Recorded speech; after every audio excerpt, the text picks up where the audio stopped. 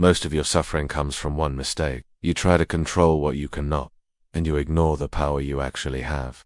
The Stoics saw this clearly, and built their entire philosophy around one question. What is up to me, and what is not? The answer changes everything. Welcome to Stoic Philosophy Explained. Today, we dive into what Epictetus called the key to freedom, the division of the world into two parts, the things we control, and the things we don't. When you master this distinction, you master peace, clarity, and power, no matter what happens outside of you. Imagine standing in the middle of a storm. Winds roar, rain lashes your face. Chaos surrounds you. Most people waste energy shouting at the sky, cursing the clouds, trying to stop the wind. But the Stoic does something different.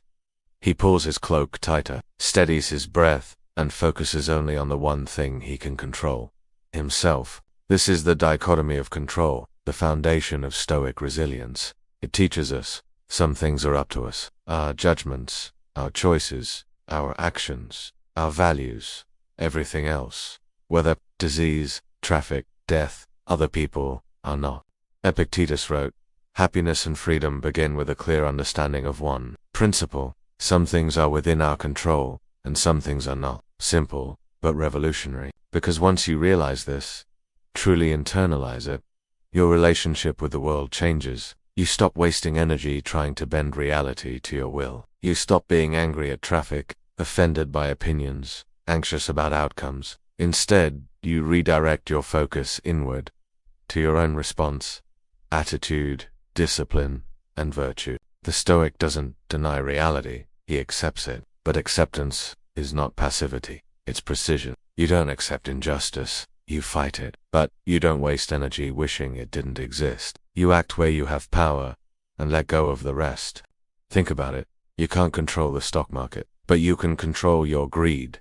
You can't control whether someone loves you, but you can control how you treat them, with dignity, presence, and honesty.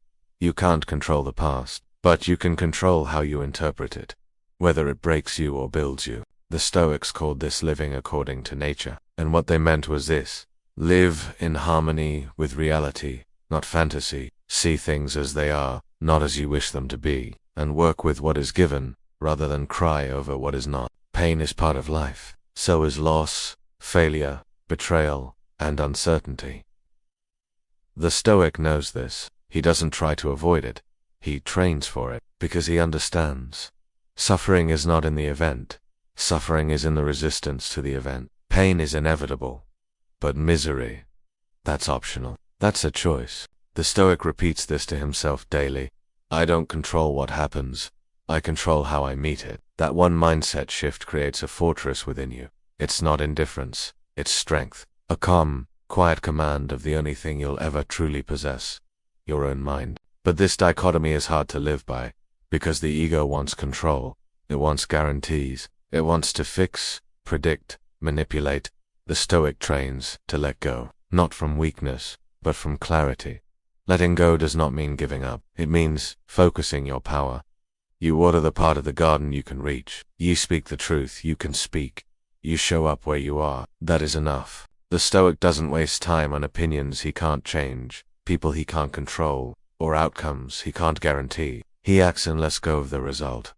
That is Stoic surrender, not passive, but precise. In every moment, ask yourself, is this in my control? If yes, act. If no, accept. This is not philosophy. Use it in your relationships, in business, in heartbreak, in sickness. It clarifies your role in every situation, and prevents you from losing yourself in the noise. Marcus Aurelius, the most powerful man in the world at the time, wrote to himself, "You have power over your mind, not outside events. Realize this, and you will find strength."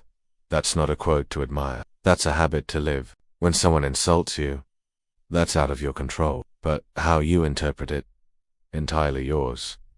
You can burn with anger, or smile with stillness. The insult is external. The meaning is yours to assign. When plans fall apart, the flight is cancelled, the deal fails, the person leaves, you can scream at the universe, or you can respond with grace. Not because it's easier, but because it's stronger. Letting go does not make you powerless. It makes you wise. Because when you stop wasting energy on what you can't change, you gain energy to transform what you can. Most people are tired, not because life is too hard, but because they carry too much that was never theirs to carry. The Stoic drops that weight. He picks up what is his thoughts, his actions, his habits, his honor. This is not a one-time choice. It's a practice, a muscle. You will forget, you will fall. That's fine. Return again. Every time you recenter on the dichotomy, you reclaim your peace. Peace does not come from control. It comes from clarity, from knowing what's yours and what is not, from focusing on the internal, not obsessing over the external. From mastering your response, not chasing perfection in the world. This is the Stoic secret. The quiet revolution, not in changing everything, but in changing your relationship to everything. So the next time chaos knocks, ask yourself the only question that matters: is this up to me? And if it is, act with courage. If it's not, release with grace. That's the Stoic way. Next time we'll explore the 4 cardinal virtues of Stoicism, the pillars that hold this philosophy together: courage, justice, and temperance. Until then, observe clearly, accept fully, act wisely, and remember, peace begins where control ends.